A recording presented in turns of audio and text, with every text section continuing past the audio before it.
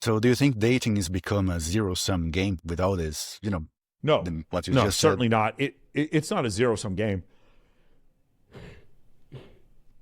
Dating is not a zero-sum game. What it is because if a man does something that makes him more attractive, that's better for the man and better for the woman. If you can do something like, for instance, if your girlfriend gets in shape and she feels better about herself and it makes you want to have more sex with her, that's not zero-sum. Both sides win. That's a win-win situation.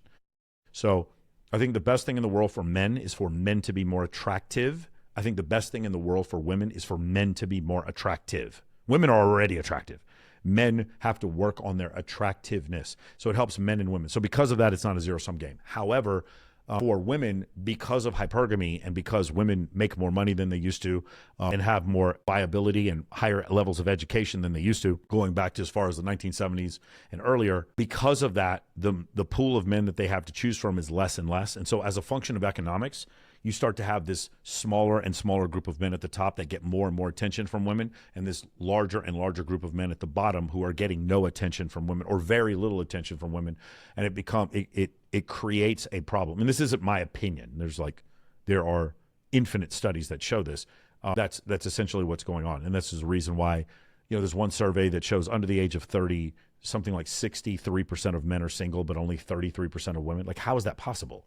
How's that possible? And the answer is either these women are dating older men, which they are, or they're dating multiple women are dating the same man, which they are. It's very simple to explain. So dating apps showing data where 80% of men are deemed below average attractiveness. 80% of men are below average attractiveness. Like when you see these kind of things, what you're going to get is a surplus of men at the bottom who don't get that many opportunities with women.